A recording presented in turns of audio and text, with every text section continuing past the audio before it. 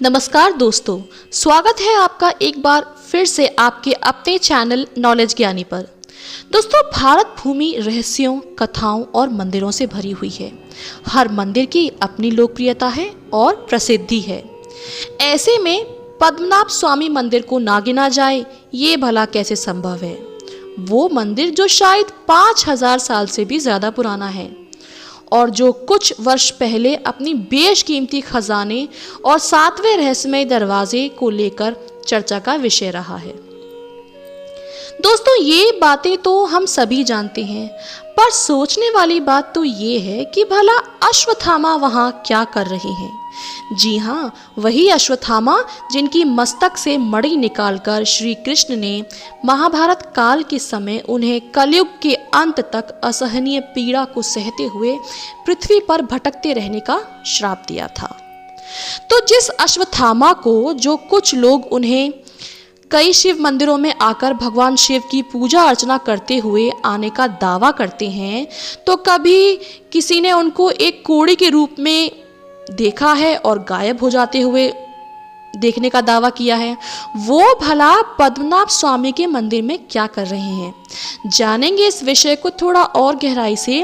मगर उससे पहले यदि आप चैनल पर नए हैं तो प्लीज़ चैनल को सब्सक्राइब कर लें, ताकि भविष्य में भी आपको ऐसी ही अच्छी रोचक जानकारियाँ मिलती रहें। तो बिना देरी के दोस्तों आगे बढ़ते हैं। दोस्तों, केरल का पद्मनाभ स्वामी मंदिर किसी परिचय का मोहताज नहीं है। ये हमेशा से ही सुर्खियां बटोरता आ रहा है, फिर वो चाहे उसके बेशकीमती खजाने को लेकर हो, 7वां रहस्यमय दरवाज़ा हो जो अभी भी बंद है, या फिर भगवान पद्मनाभ स्वामी का अनन्य भक्त मगरमच्छ रूपी बाबिया। खैर, आज हम बात करेंगे कि भला कृष्ण द्वारा श्रापित अश्वत्थामा भगवान पद्मनाभ स्वामी के चरणों में भला क्या कर रहे हैं। तो दोस्तों, बात उस समय की है जब कृष्ण द्वारा मणि निकाले जाने पर असहनीय पीड़ा को सहते हुए अश्वत्थामा पृथ्वी पर भटक रहे थे। मणि निकालने के बाद उनका शरीर रोगग्रस्त हो गया था। उनके मस्तक पर से खून और मवाद बहने लगा। वो यहाँ वहाँ दर्द से भटक रहे थे कि तभी उनकी भेंट श्री परशुराम जी से हुई। उनसे उन्होंने बहुत विनती की और अपने इस दर्द का कुछ उपाय मांगा, कुछ निवारण मांगा। परशुराम जी को दया आ गई और कहा, जहाँ ज्ञान होगा वहाँ तुम्हें तुम्हारी पीड़ा का एहसास नहीं होगा। दोस्तों, यहाँ कहने का अभिप्राय ये है कि जब मनुष्य एकाग्रचित होकर केवल ज्ञान की शरण में चला जाता है या उसे ग्रहण करने लगता है, तब वह अपने सारे दुखों और तकलीफ़ों को भूल जाता है।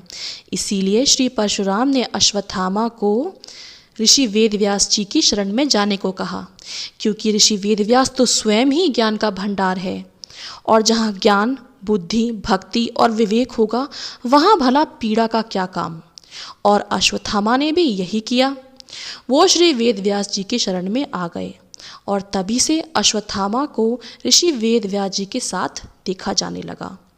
और पद्मनाभ स्वामी मंदिर में जब श्री हरि के चरणों के समक्ष ऋषि वेदव्यास जी की मूर्ति को स्थापित किया गया, तो साथ ही उनके बगल में अश्वत्थामा जी की मूर्ति को भी जगह दी गई। दोस्तों, क्या आपको पता है कि अगले मनवंतर के सप्त ऋषियों में से एक ऋषि अश्वत्थामा भी होंगे। जी हाँ, यही तो खासियत है सनातन की। यदि प्रायश्चित किया जाए तो बड़े से बड़े पापी भी दोष मुक्त हो जाते हैं। तो दोस्तों, कैसी लगी आपको ये जानकारी, नीचे कमेंट सेक्शन में लिखकर हमें ज़रूर बताइएगा।